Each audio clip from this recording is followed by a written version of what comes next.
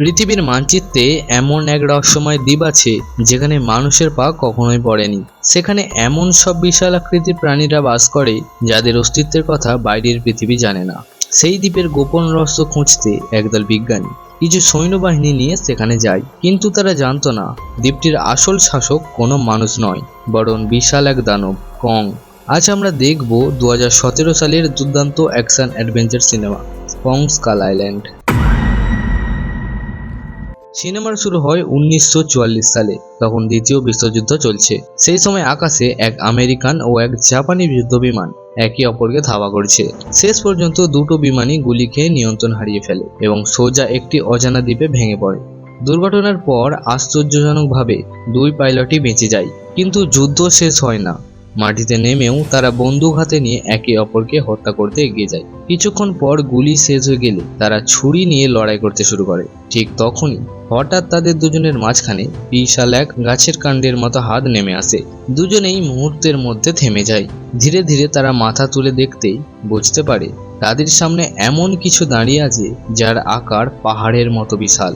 ভয়ে দুজনের মুখের ভাষায় হারিয়ে যায়। আর ঠিক এখানেই আমরা বুঝতে পারি এটা কোনো সাধারণ দ্বীপ নয়, এখানে মানুষ নয়, বরং অন্য কারো রাজত্ব।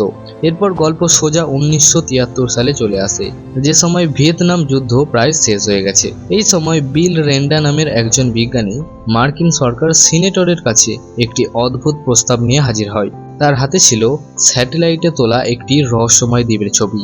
অদ্ভুত বিষয় হলো পৃথিবীর মানচিত্রে এই দ্বীপের কোনো নাম নেই। চারপাশে সারা বছর শুধু ঘন ঝড় আর কালো মেঘে ঢাকা থাকে, তাই আজ পর্যন্ত কোনো অভিযান সফলভাবে সেখানে পৌঁছতে পারেনি। রেন্ডার বিশ্বাস এই দ্বীপের ভেতরে এমন কিছু লুকিয়ে আছে যা পুরো পৃথিবীর ইতিহাস বদলে দিতে পারে। সেই রহস্যময় দ্বীপই হলো স্কাল আইল্যান্ড, যেখানে পরে কিং কং এর সাথে তাদের মুখোমুখি হতে হবে। অনেক আলোচনা ও তর্কের পর সিনেটর অবশেষে তাকে অভিযানের অনুমতি দিয়ে দেয়, কিন্তু একটা সমস্যা ছিল।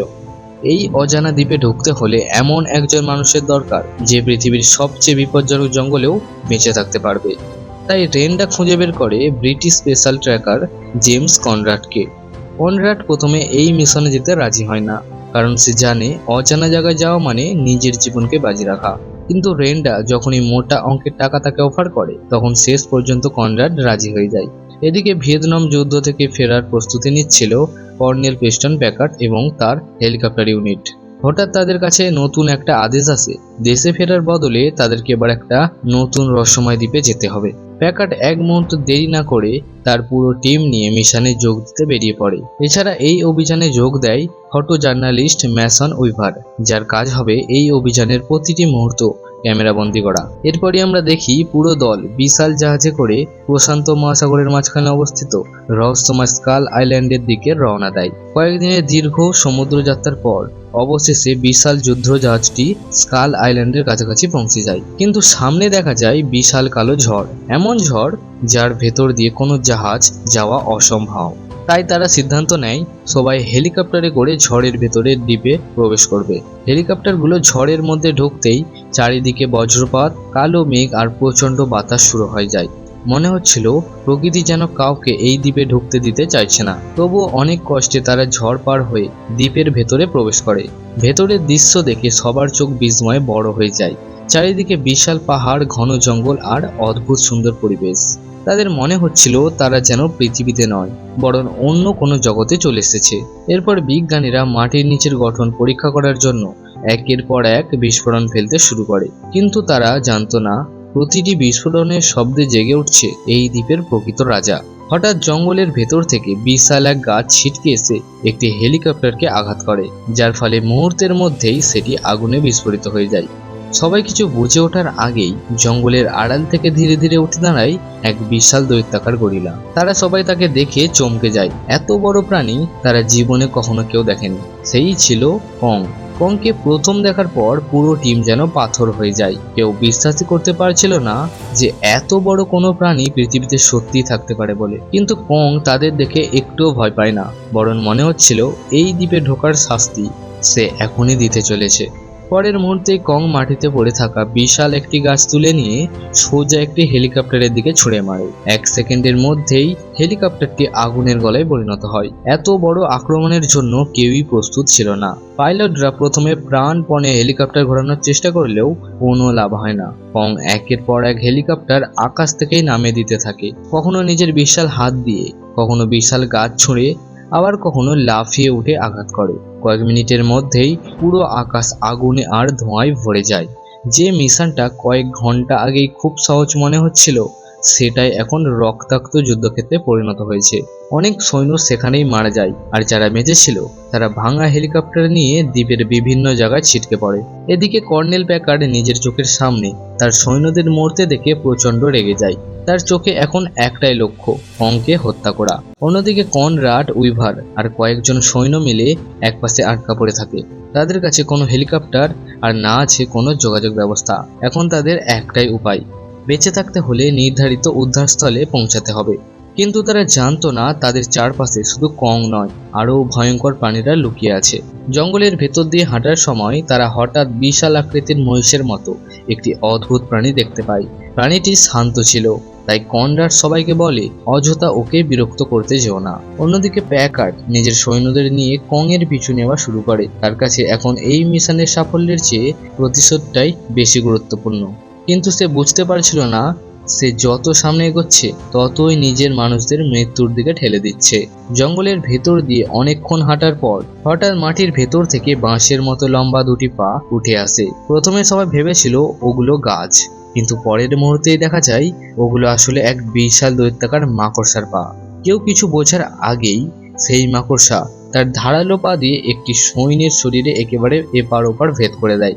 লোকটি সঙ্গে সঙ্গেই সেখানে মারা যায়। চারিদিকে চিৎকার আর আতঙ্কে ছড়িয়ে পড়ে। সৈন্যরা গুলি চালাতে শুরু করে, কিন্তু সেই বিশাল মাকড়সার সামনে মানুষগুলো ছিল একেবারে অসহায়। অনেক কষ্টে তারা সেখান থেকে প্রাণ নিয়ে পালায়। সেই মুহূর্তেই প্যাকার্ড বুঝে যায় এই দ্বীপে প্রতিটি গাছ, প্রতিটি পাহাড়, এমনকি মাটির নিচেও মৃত্যু লুকিয়ে আছে। অন্যদিকে কনরাড, উইভার আর কয়েকজন সৈন্য মিলে জঙ্গলের ভেতর দিয়ে অনেকক্ষণ হাঁটার পর হঠাৎ কনরাডের চোখে পড়ে একজন অদ্ভুত মানুষ। লোকটার চুল দাড়ি এলোমেলো, গায়ে পুরনো সামরিক পোশাক আর হাতে দ্বিতীয় বিশ্বযুদ্ধের একটি পুরানো অস্ত্র। প্রথমে সবাই ভেবেছিল লোকটা হয়তো তাদের ওপর হামলা করবে, কিন্তু কিছুক্ষণ পর সে নিজের পরিচয় দেয়। তার নাম বলে হ্যাং মার্লো। সে প্রায় 30 বছর আগে দ্বিতীয় বিশ্বযুদ্ধের সময় তার বিমান এই দ্বীপে ভেঙে পড়েছিল। সেই দিনের পর থেকে সে আর কখনো এই দ্বীপ ছেড়ে বেরোতে পারেনি। এরপর মার্লো তাদের নিয়ে যায় দ্বীপের এক গোপন গ্রামে, যেখানে বাস করত এক শান্তিপ্রিয় আদিবাসী সম্প্রদায়। অদ্ভুত ব্যাপার হলো এই মানুষগুলো কংকে ভয় পায় না, বরং তারা তাকে দেবতার মতো সম্মান করে। এটা দেখে উইভার অবাক হয়ে যায়। সে মার্লোকে জিজ্ঞাসা করে, যে প্রাণীটা আমাদের এতজন মানুষকে মেরে ফেললো তাকে এরা পুজো করছে কেন? মার্লো কিছুক্ষণ চুপ করে থেকে এমন একটা কথা বলে যা শুনে সবাই স্তব্ধ হয়ে যায়। সে বলে, তোমরা ভুল করে প্রাণীকে দানব ভাবছো। কং এই দ্বীপের শত্রু নয়, সে এই দ্বীপের রক্ষক। এরপর মার্লো পুরো সত্যিটা জানায়। আসলে অনেক বছর আগে কং এর পুরো পরিবারকে ভয়ঙ্কর এক প্রজাতির দানব হত্যা করেছিল। এই দানবগুলোর নাম স্কালকলার। এরা মাটির নিচে অনেক গভীরে লুকিয়ে থাকে। সুযোগ পেলেই ওপরে উঠে এসে যা সামনে পায় সবকিছু ধ্বংস করে দেয়। আর কং একাই বছরের পর বছর ধরে তাদের আটকে রেখেছে। যদি কোনোদিন কং মারা যায় তাহলে পুরো দ্বীপ স্কালকলারদের দখলে চলে যাবে। কথাগুলো শুনে কনরাড আর উইভার বুঝতে পারে তারা এতক্ষণ যাকে শত্রু ভাবছিল আসলে সেই অসংখ্য প্রাণের রক্ষক। কিন্তু অন্যদিকে কর্নেল প্যাকার্ড এইসবের কিছুই জানে না। সে তার নিহত সৈন্যদের কথা ভেবে আরো হিংস্র হয়ে ওঠে। সে সিদ্ধান্ত নেয় আজ যাই হোক কংকে সে বাঁচতে দেবে না। এদিকে মার্লো কনরাডদের তার বহু বছরের পুরনো পরিকল্পনার কথা জানায়। সে বছরের পর বছর ধরে একটি ভাঙা নৌকা মেরামত করেছে, কারণ এই নৌকায় তাদের একমাত্র ভরসা, যেটা দিয়ে তারা উদ্ধারস্থলে পৌঁছাতে পারবে। তাই সবাই মিলে নৌকাটাকে নদীর দিকে নিয়ে যাওয়ার সিদ্ধান্ত নেয়। কিন্তু এই দ্বীপে কোনো পথই সোজা নয়, কারণ জঙ্গলের অন্ধকারেও তখনও লুকিয়েছিল আরও ভয়ঙ্কর মৃত্যু।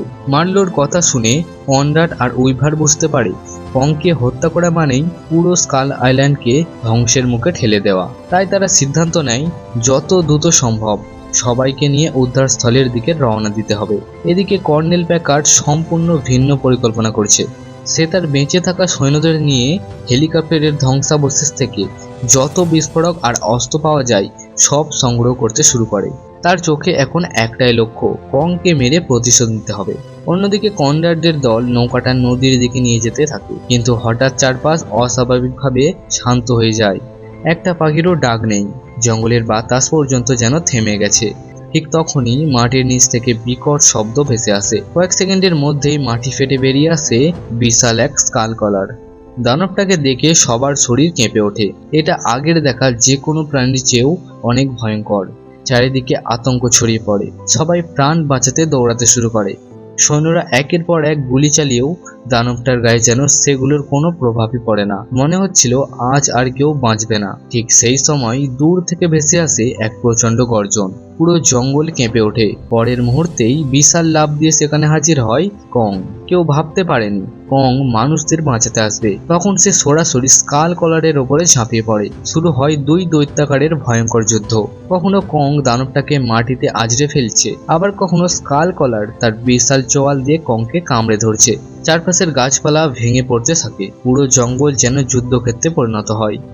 অবশেষে কং নিজের বিশাল শক্তি দিয়ে স্কাল কলারকে হত্যা করে, যেটা দেখে তারা সবাই অবাক হয়ে যায়। কারণ তারা স্পষ্ট বুঝতে পারে কং চাইলে মানুষগুলোকেও মেরে ফেলতে পারত, কিন্তু সে তা করেনি। সে শুধু আসল দানবটাকেই হত্যা করেছে। এদিকে উইভার লক্ষ্য করে কং এর শরীরে হেলিকপ্টারের গুলির গভীরে ক্ষত রয়েছে।